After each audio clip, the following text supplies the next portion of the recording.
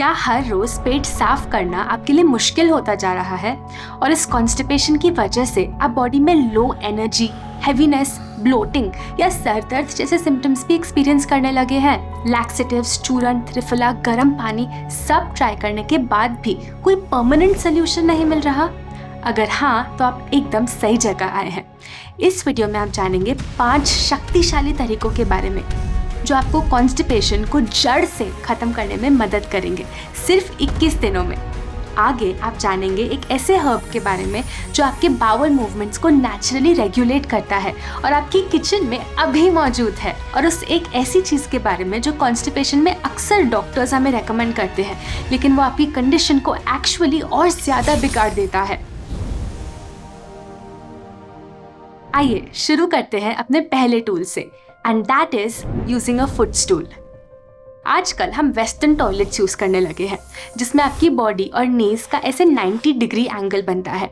अब प्रॉब्लम ये है कि इस पोजीशन में आपकी इंटेस्टाइन का आखिरी हिस्सा, आपका रेक्टम, बेंट रहता है, जिसकी वजह से वेस्ट स्मूथली पास नहीं हो पाता और आपको बहुत जोर लगाना पड़ता है। इसीलिए ट्रेडिशनली हमारे देश में इंडियन टॉयलेट्स होते थे जिसमें हमें स्क्वाट करके बैठना पड़ता था।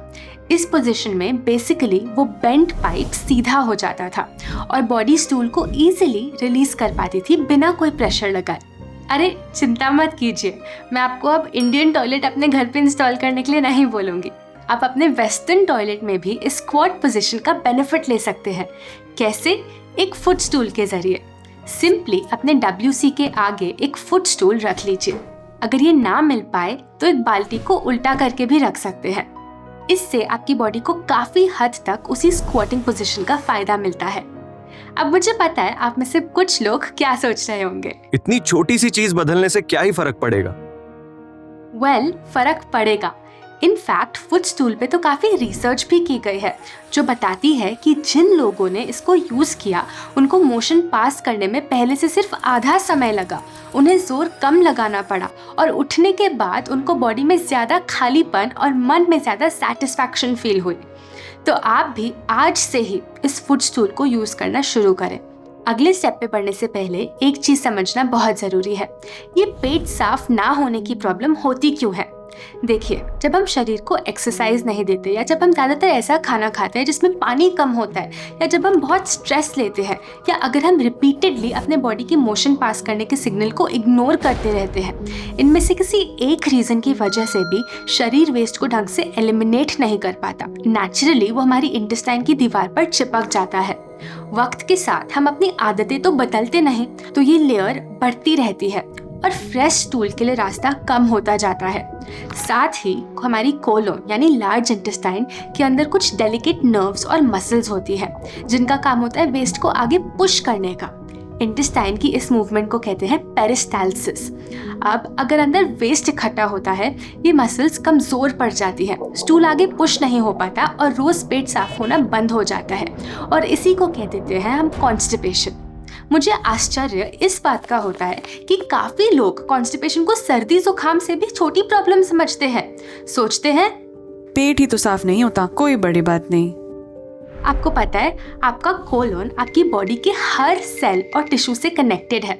अगर यहाँ गड़बड़ होगी तो वो शरीर के अलग अलग हिस्सों में डिस्टर्बेंस लाएगी ही लाएगी, क्योंकि वो वेस्ट अंदर सड़ने लगता है, टॉक्सिन्स प्रोड्यूस करता है जो इंटेस्टाइन के थ्रू आपके ब्लड में अब्जॉर्ब हो जाते हैं और ब्लड के थ्रू आपकी पूरी बॉडी में। फिर जो भी हमारा वीकेस्ट ऑर्गन होता है, ये टॉक्सिन्स उसकी फंक्शनिंग को डिस्टर्ब करते हैं और उसमें बीमारी लाते हैं। इसीलिए तो कॉन्स्टिपेशन को मदर ऑफ ऑल डिजीजेस बोला जाता है। मेरा आपको ये सब बताने का इंटेंशन सिर्फ ये है कि आप इस प्रॉब्लम को प्लीज लाइटली ना लें, टालते ना रहें और एक्शन लें और इसको पूरी तरह हील करें। चलिए बढ़े अपने सेकंड स्टेप पे। ये है consume at least 1 cleansing drink per day. अब मैं आपके साथ ऐसे 3 जूसेस और एक स्पेशल टी के बारे में शेयर करने वाली हूँ जो आपके लिए बहुत बेनिफिशियल होंगे। पहला, सफ़ेद पेठे का जूस, ऑल्सो कॉल्ड ऐश कार्ड जूस। ये ऐश कार्ड आपको किसी भी सब्जी वाले के पास मिल जाएगा। छिलका और बीज हटाओ, ब्लेंड करो, छान लो और हो गया आपका जूस रेडी। सेकंड, आंवला जूस। ये आपकी डाइजेस्टिव फायर को बढ़ाता है जो अल्टीमेटली डाइजेशन और बावल क्लियरिंग दोनों में हेल्प करता है। 3 आंवला पानी के साथ ब्लेंड करो, छान लो, फिर 2-3 गुना ज़्यादा और पानी मिला के पी लो। Third, coconut water with sabja seeds. Coconut water अपने आप में ही माइल्डली लैक्सेटिव होता है। उसमें 1/4 चम्मच सब्जा सीड्स मिला लो, 5 मिनट में ही वो स्वेल हो जाते हैं। ये भी आपके गट को क्लीन करने में बहुत मदद करते हैं। और फोर्थ, फेनल टी। फेनल यानी सौंफ वो स्पेशल हर्ब है जो आपके डाइजेस्टिव सेक्रीशन को बढ़ाता है, जिससे आपकी अग्नि और इम्प्रूव होती है और बावल्स और इजीली क्लियर हो पाते हैं। फेनल टी बनाने के लिए सिंपली आधा टीस्पून सौंफ को 1 कप पानी में उबाल ले और फिर कप में निकाल ले। इसको छानने की कोई ज़रूरत नहीं। आप इन 3 में से किसी भी एक जूस को जो आपके लिए इजीली अवेलेबल हो उसको सुबह पी लीजिए अपने ब्रेकफास्ट से 1-1.5 घंटे पहले। और फिर एक बड़ा टम्बलर इस चाय का बना के रख लीजिए जिसमें ये गर्म रहे और पूरे दिन आप थोड़ी थोड़ी चाय सिप करते रह सकते हैं। अब जब हम डॉक्टर्स के पास जाते हैं वो हमें अक्सर एक ऐसी चीज़ प्रिस्क्राइब करते हैं जिससे शॉर्ट टर्म में तो रिलीफ मिलता है, लेकिन जैसे ही लेना बंद करो प्रॉब्लम वापस आ जाती है। हम बात कर रहे हैं लैक्सेटिव्स की। जब आप इनको लेते हैं बॉडी को इनकी आदत लग जाती है और एक टाइम बाद बिना लैक्सेटिव के मोशन आता ही नहीं। हमें इस साइकिल में नहीं पड़ना। आपकी इंटेस्टाइन को किसी भी चीज़ की आदत नहीं लगनी चाहिए। ये जूसेस और हर्बल टी माँ प्रकृति के नेचुरल लैक्सेटिव्स है, लेकिन इनकी कभी आदत नहीं लगती। चलिए बढ़ते हैं अपने थर्ड स्टेप पे, ईट मोर वाटर रिच फूड। देखिए, फूड्स 2 तरह के होते हैं, वाटर रिच और वाटर पुअर। वाटर रिच वो होते हैं जिसमें रस भरा होता है, जैसे सभी फ्रूट्स, पपीता, तरबूज, खरबूजा, संतरा, सेब, अंगूर, पाइनएप्पल, बेरीज और साथ ही ज़्यादातर सब्जियां जैसे टमाटर, खीरा, पालक, लौकी, तोरई, बीन्स, टिंडा। अब दूसरी तरफ वाटर पुअर फूड्स में आते हैं अनाज, दालें और मेवे जैसे रोटी, चावल, गेहूं, दाल, छोला, चना, राजमा, लोबिया, रागी, बादाम, पिस्ता, अखरोट। अगर आप किसी फूड को सिंपली अपने हाथ में रखो और थोड़ा प्रेस करो, अगर उसमें रस निकले तो समझ जाना वो वाटर रिच है, और अगर कुछ ना निकले तो समझ जाना वो एक वाटर पुअर फूड है। अब शायद आप सोच रहे हो कि वाटर पुअर फूड्स बुरे होते हैं। बिल्कुल नहीं, इनका अपना एक बॉडी में बहुत इंपॉर्टेंट रोल होता है। प्रॉब्लम तब होती है जब हमारा पूरा दिन सिर्फ इन्हीं पे चलता है। फॉर एग्जाम्पल, अगर आप एक मिक्सी में सिर्फ सूखी चीजें डालें, रोटी, दाल, चावल, ब्लेड कितना भी पावरफुल क्यों ना हो, कुछ मिक्स हो पाएगा? नहीं। लेकिन वहीं अगर बीच बीच में थोड़ा टमाटर, खीरा और लौकी डाल दो, सब कुछ आसानी से ब्रेक डाउन हो जाएगा। आपको समझ में आया मैं क्या बोल रही हूँ? आपके गट में भी कुछ ऐसा ही होता है। जब आप सिर्फ ड्राई वाटर पुअर फूड खाते हो, सिस्टम उनको अच्छे से और जल्दी से ब्रेक डाउन नहीं कर पाता, उसको निकाल नहीं पाता। दूसरी तरफ वाटर रिच फूड्स वो मॉइस्चर ऐड करते हैं जो चीज़ों को मूव करने में, डाइजेस्ट करने में हेल्प करते हैं। अब प्रैक्टिकली अपनी डाइट को ज़्यादा वाटर रिच बनाए कैसे? पहला तरीका है फ्रूट बेस्ड ब्रेकफास्ट। कॉन्स्टिपेशन के लिए स्पेसिफिकली पपाया सबसे फायदेमंद फ्रूट है, लेकिन हाँ, वो अच्छे से राइप होना चाहिए। ये आपकी बॉडी में प्रोटीन्स को ब्रेक डाउन करने में मदद करता है और हार्ड स्टूल को सॉफ्ट बनाता है। इसके अलावा सेकंड फ्रूट जो कॉन्स्टिपेशन के लिए फ़ायदेमंद है वो है बनाना, लेकिन सिर्फ तब जब आप सुबह एक्सरसाइज करते हैं, वरना ये थोड़ा भारी भी हो सकता है। तो ब्रेकफास्ट में आपको एक बड़ा फ्रूट प्लेटर लेना है और इसको और फिलिंग बनाने के लिए इसके साथ मुट्ठी भर सोक्ड नट्स और सीड्स भी ले सकते हैं। इसेंशियली इडली, डोसा, चीला, ब्रेड, टोस्ट, कॉर्नफ्लेक्स इनकी बजाय फ्रूट बेस्ड ब्रेकफास्ट लेके देखिए, आप दिन में ज़्यादा एनर्जेटिक भी फील करेंगे। दूसरा तरीका, लंच और डिनर में सब्जियों का रेशियो को डबल कर दीजिए। अगर आपके प्लेट में 1 पोर्शन अनाज है, 1 पोर्शन दाल, तो 2 पोर्शन सब्जी को रखिए। बेसिकली आपकी लंच और डिनर की प्लेट कुछ ऐसी दिखनी चाहिए और ऐसी नहीं। तीसरा, बीच बीच में ड्राई या पैकेज्ड स्नैक्स की जगह हाइड्रेटिंग स्नैक्स लीजिए, जैसे फल, खीरे की प्लेट या स्मूदी। इंश्योर कीजिए कि आपकी स्मूदी ज़्यादा मीठी ना हो, वरना आपका ब्लड शुगर स्पाइक हो सकता है।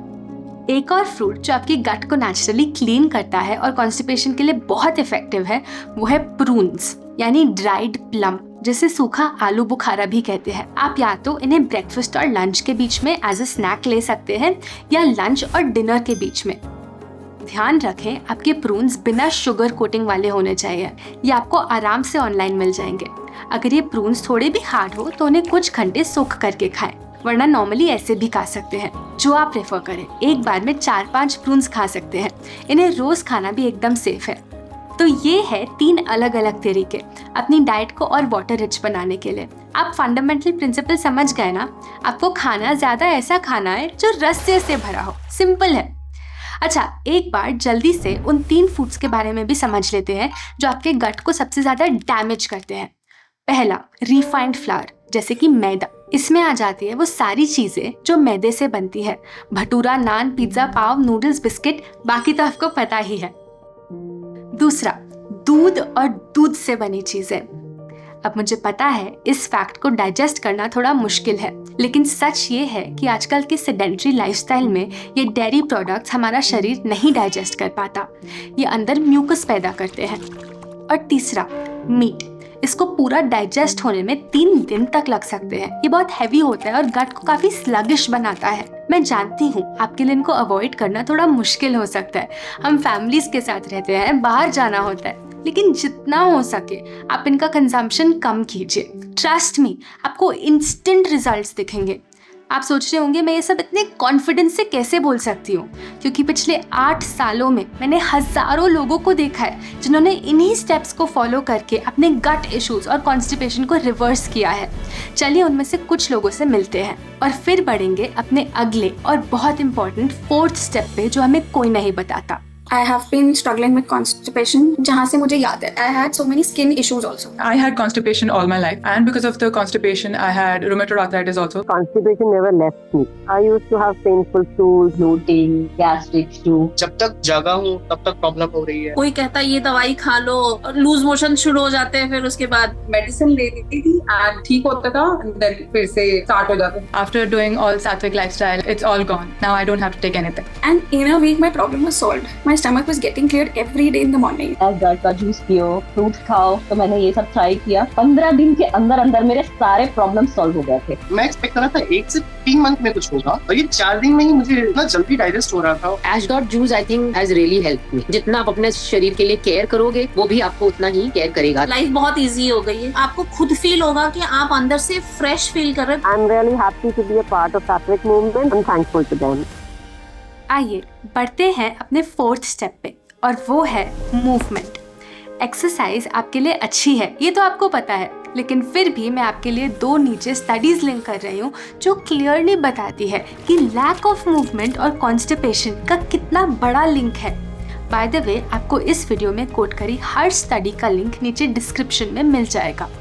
वैसे तो सभी एक्सरसाइजेस फायदेमंद है, लेकिन आपके गट के लिए कुछ स्पेसिफिक मूवमेंट्स हैं जो एक्स्ट्रा बेनिफिशियल है, जैसे ट्विस्टिंग आसनास, पश्चिमोत्तासन, मरीच आसन, अर्ध मत्स्येंद्र आसन, मल आसन। अगर आप सोच रहे हैं ये सब करेंगे कैसे, तो हमारे पास आपके लिए एक स्पेशल गिफ्ट है।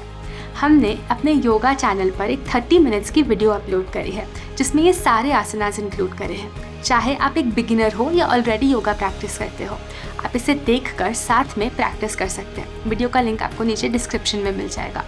और अगर आपको लगता है कि अरे योगा तो मुझसे होगा ही नहीं, कोई बात नहीं, आप ब्रिस्क वॉकिंग करें, कोई स्पोर्ट खेल लें, डांस करें, साइकिलिंग करें, वो मूवमेंट करें जो आपके दिल को खुश करे।